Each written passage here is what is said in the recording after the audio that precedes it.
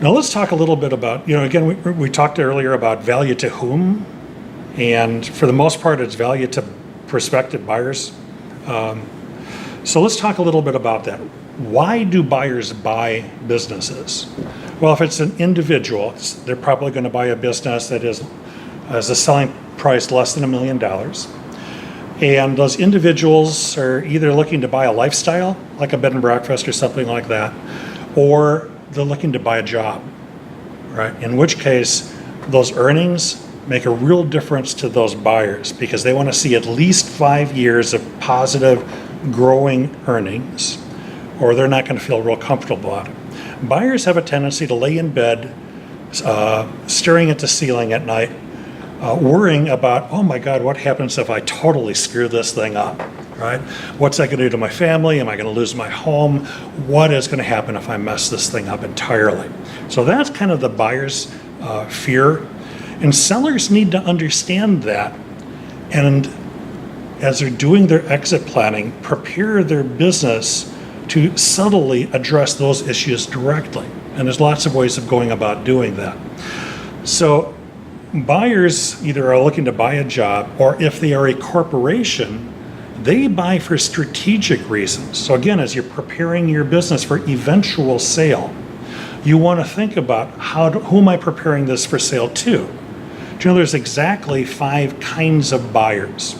You can sell to your family, you can sell to your employees, you can sell to a competitor in the area, you can sell to a private equity group, or if it's a smaller business, private investor, or you can sell to a strategic buyer.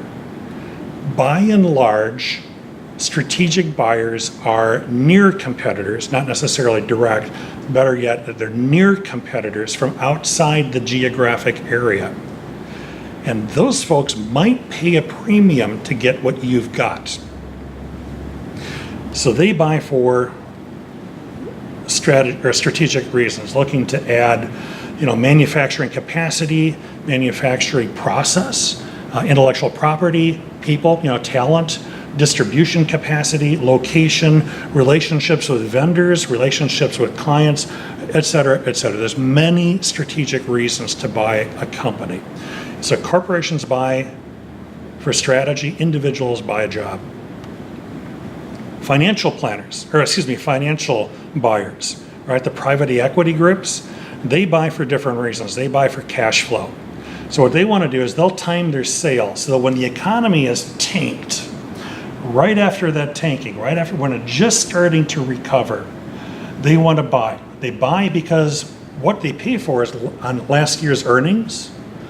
So if it's just recovering, they get to pay for last year's crappy earnings, right? So they're pretty smart about that. So right after it comes out of the trough, then it starts growing, and they peel off the cash flow every year until the economy peaks. And then they're going to try to sell right after when it's just beginning the downturn, because what they're going to be paying for is the performance last year, which theoretically was at its peak.